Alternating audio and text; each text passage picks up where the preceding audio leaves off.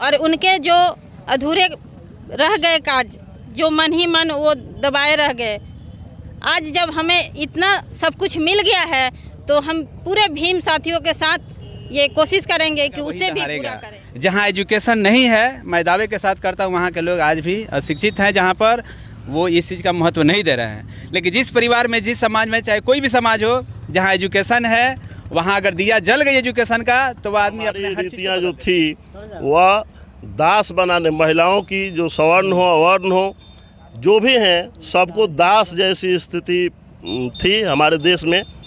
तो बाबा साहब के बदौलत ही महिलाएं सामने आ रही हैं, बराबरी का। इस वक्त हम पहुंचे हैं अंबेडकर चौक पे, जो कि राजापट्टी के अंतर्गत आता है। तो आज डॉक्टर भीमराव अंबेडकर जी की महापरिनिर्वाण दिवस मनाया जा रहा है और इसमें कुछ दूर दराज से भी शिक्षक लोग भी आए हैं और वकील जी लोग भी आए हैं और अंबेडकर लोक सेवा संघ के भी तत्वाधान में मनाया जा रहा है। तो आइए हमें खास लोगों से बात करते हैं और आप सबों के बीच में बातचीत है सीमा पासवान जी से हम कुछ खास बातचीत करते हैं और इन्हीं के मुख से इनका परिचय जानने का और प्रयास करेंगे। मेरे चैनल में स्वागत है मैम आपका। धन्यवाद। मैं नवयुवक भीम साथियों को मेरा जय भीम, नमस्कार।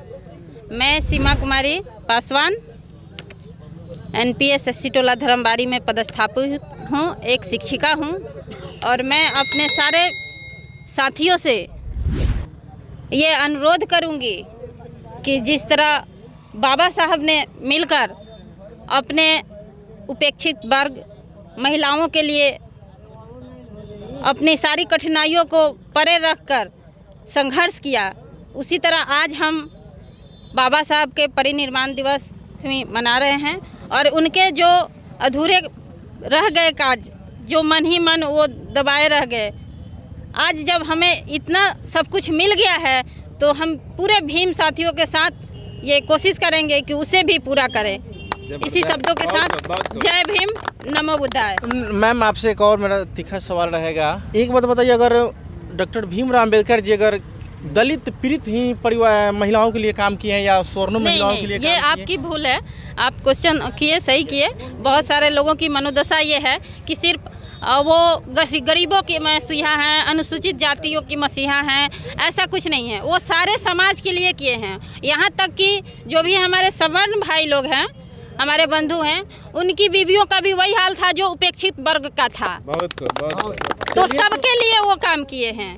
चलिए मैम से बात करके बहुत अच्छा लगा, जो कि मैम साफ साफ कह रहे हैं कि सभी वर्ग के महिलाओं के लिए बाबा साहब काम किए हैं, लेकिन स्वर्ग की महिलाएं अभी भी मानने को तैयार नहीं है बाबा साहब। ये तो उनकी भूल है, पता नहीं कि अधूरी शिक्षा ही कहेंगे, अधूरी ज्ञान ही कहेंगे। उनके यहाँ भी सभी नेता हैं, सभी पढ़े हैं। महिला कोड बिल पढ़ लीजिए या जो भी बाबा साहब के बारे में अगर पढ़ लेते हैं पूरी तरह, उनकी जीवनी से लेकर उनका संघर्ष तक, तो वो इस ये से निकल जाएंगे। अच्छा मैम, बाबा साहब का एक कथन है कि हाथ पैर में जूता रहे या ना रहे, लेकिन हाथ में पुस्तकें रहनी चाहिए। बिल्कुल। आज उनकी जो पहचान है वो पुस्तक और कलम की वजह से ही है। उन्हें कोई नहीं जानता था। अगर वो जूता और कपड़े को लेकर अगर स्कूल नहीं जाते, वो विद्यालय नहीं जाते, तो आज वो इस मुकाम पर नहीं पहुंचते, हमारे मसीहा नहीं बनते। चलिए बहुत बढ़िया, मैम से बात करके बहुत अच्छा लगा। और आइए अब कुछ खास लोग हैं, उनसे भी हम बात करने का प्रयास करेंगे। तो एक सर हैं, इनसे भी बात करने का प्रयास करेंगे, जो कि महापरिनिर्वाण दिवस पर पहुँचे हुए हैं। सर मेरे चैनल में आपका स्वागत है। जी बिल्कुल, आपको बहुत बहुत धन्यवाद इसके लिए।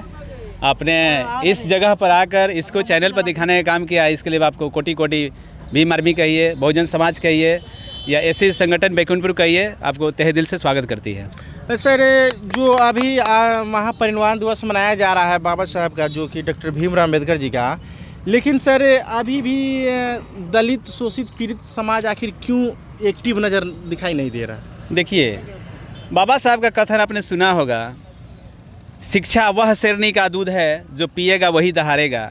जहाँ एजुकेशन नहीं है, मैं दावे के साथ करता हूँ, वहाँ के लोग आज भी अशिक्षित हैं, जहाँ पर वो इस चीज़ का महत्व नहीं दे रहे हैं। लेकिन जिस परिवार में, जिस समाज में, चाहे कोई भी समाज हो, जहाँ एजुकेशन है, वहाँ अगर दिया जल गई एजुकेशन का तो वह आदमी अपने हर चीज़ को बदल देता है। बाबा साहब का कहना था, विश्वास भी था कि शिक्षित बनो, संगठित हो, सब संघर्ष करो। शिक्षा मेरे पास सही होगा तभी मैं किसी काम को सही ढंग से कर सकता हूँ, चाहे थोड़ा ही क्यों ना कमाऊँ। ये मेरा खुद का विश्वास है और बाबा साहब ऐसा करके भी बताए हैं इस चीज़ को। लेकिन सर, जो बाबा साहब हर एक तबके के लोगों के लिए काम किए, जी जी। लेकिन कुछ ऐसे जैसे वो देखिए, हमारे बगल में जो मैम है उन्होंने कहा कि जिनके पास एजुकेशन सही नहीं है, जो सही जानकारी नहीं है, वे लोग ही ऐसा सोचते हैं। जबकि बाबा साहब ने संविधान में किसी भी वर्ग के लिए गलत शब्द का यूज नहीं किया है। वैसे महा व्यक्ति जो हिंदुस्तान का नहीं पूरे विश्व का जितना पढ़ा लिखा इंसान है उतना तो आज तक कोई पढ़ा ही नहीं, 2 आदमी का नाम लिया जाता है। और दुर्भाग्य कहिए कि लोग उनको नहीं मानते हैं, जो सही जानते हैं वो उनको ज़रूर मानते हैं, दिल से मानते हैं। अरे मानेंगे क्यों नहीं, वो तो पूरा हमारा हिंदुस्तान उस संविधान पर ही चल रहा है, तो मानते तो ज़रूर हैं, लेकिन समाज को बताते नहीं हैं। चलिए, बहुत सर, मेरे चैनल में आपका स्वागत है। जी, आपके चैनल को बहुत बहुत धन्यवाद। सर, महापरिनिर्वाण दिवस पर क्या संदेश दीजिएगा बहुजन समाज के लोगों के लिए और खास करके महिलाओं के लिए? देखिए, बाबा साहब का लक्ष्य था कि सभी लोग शिक्षित हों, संगठित हों और तब अपने समाज के लिए संघर्ष करें। बाबा साहब ने देश के सभी लोगों के लिए काम किया, ख़ास तौर पर महिलाओं के लिए उन्होंने काम किया। दलितों की जो स्थिति थी समाज में, वही स्थिति महिलाओं की थी, चाहे सवर्ण हो, अवर्ण हो, पिछड़ी हो, दलित हो, सबकी स्थिति समान थी।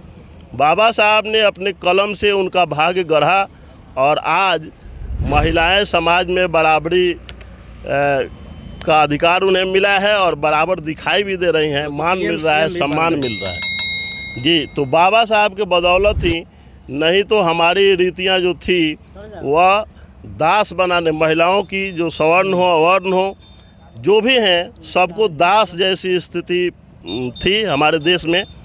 तो बाबा साहब के बदौलत ही महिलाएं सामने आ रही हैं, बराबरी का अधिकार पा रही हैं।